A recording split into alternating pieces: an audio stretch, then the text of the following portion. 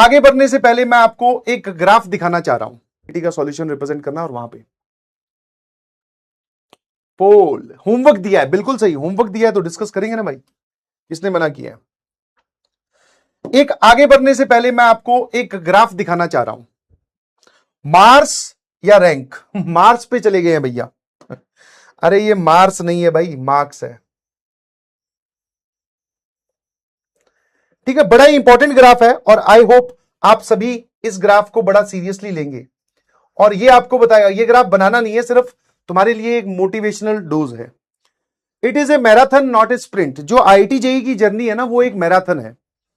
मतलब कि आपको इसमें स्टेमिना बचाकर रखना है, थकना नहीं है, रुकना नहीं है, आराम आराम से चलते जाओ। जर्नी जैसी कंप्लीट करोगे तो आपको पता चलेगा कि यस, आप मैक्सिमम मतलब 99% जनता से ऑलरेडी आगे हो चुके हो।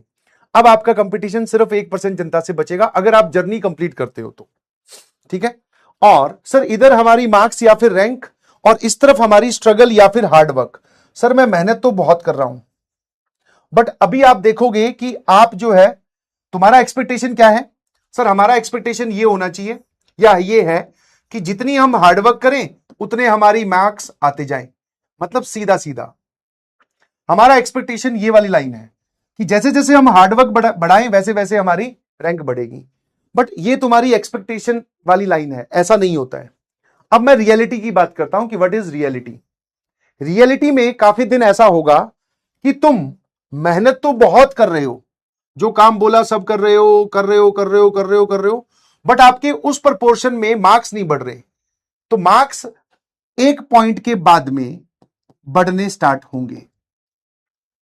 ठीक है, ये वाला जो जोन होता है जिसमें आप हार्डवर्क खूब कर रहे हो बट आपके मार्क्स नहीं बढ़ रहे, आपकी रैंक अच्छी नहीं आ रही, this is called as struggling phase. ये आपका स्ट्रगल वाला फेज है। इस स्ट्रगल वाले फेज को अगर आप कंप्लीट करोगे तभी आप यहां इस पॉइंट पे पहुंच पाओगे। क्या मेरी बात समझ पा रहे हो? यस, ये बहुत ही प्रसिद्ध किताब एटॉमिक हैबिट में ये ग्राफ दे रखा है, वहीं से मैं लेकर आया हूं।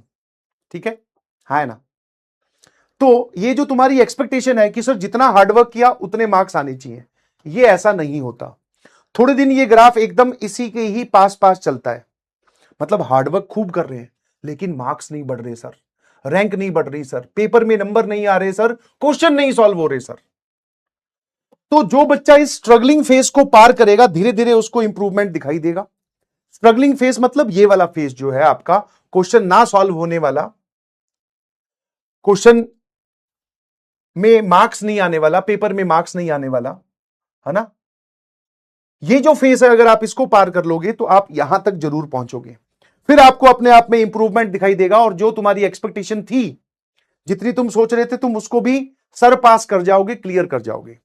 तो सर इस ग्राफ को दिखाने का आपका मेन मोटिव क्या है? मेन मोटिव यह है कि भाई बहुत सारे बच्चे इस स्ट्रगलिंग फेज में गिव अप कर देते हैं, इस स्ट्रगलिंग फेज में गिव अप कर देते हैं। तो आपको गिव अप नहीं करना है, stay away from give up. बोले मैं कोई गिव अप नहीं करूंगा, मैं अपने लेक्चर्स रोज अटेंड करूंगा, मैं अपने क्लास के नोट्स जरूर बनाऊंगा, मैं अगली क्लास में जाने से पहले रिवाइज करके जरूर जाऊंगा, जो टीचर ने हमें होमवर्क दिया है वो होमवर्क कंप्लीट करने की कोशिश करूंगा, बैकलॉग नहीं बनने दूंगा। This is the struggling phase. कितने लोगों को बात समझ में आती है? और समझ में आती है तो यस सर लिखकर भेजो या एसएमजे लिखकर भेजो कि यस सर। तो दिस इज द रियलिटी। ठीक है, अब धीरे धीरे तुम्हें बोला था ना कि 10th से 11th में जाओगे तो चेंजेस होंगे, धीरे धीरे आपको चेंजेस महसूस हो रहे होंगे। मेरे ख्याल से आपने सेट थ्योरी इन डेप्थ इतने सारे सवालों के साथ पढ़ा है तो थोड़ा सा आपको फील आया होगा कि यस सर, कि कंपिटिटिव एग्जाम के लिए कैसे पढ़ा जाता है। हाँ है ना, समझ में आया? Feel I? अब ये धीरे धीरे फील बढ़ेगी अभी। और अभी आप अगले चैप्टर में जाओगे तो वो बड़ा चैप्टर है, उसमें बहुत सारे मल्टीपल कॉन्सेप्ट्स हैं, बहुत रंग बिरंगी बातें हम लोग करेंगे। रंग बिरंगी मतलब मल्टी लेवल कॉन्सेप्ट्स देखने वाले हैं।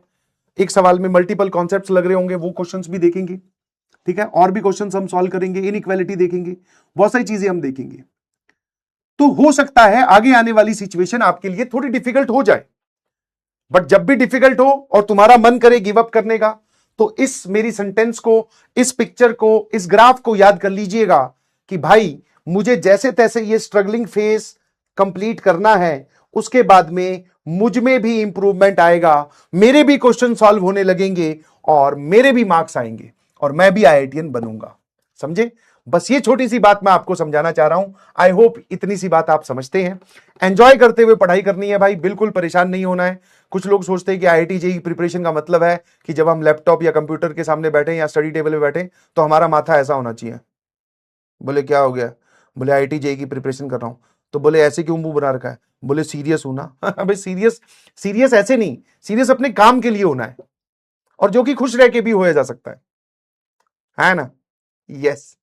ओह माय गॉड, बहुत ही बढ़िया।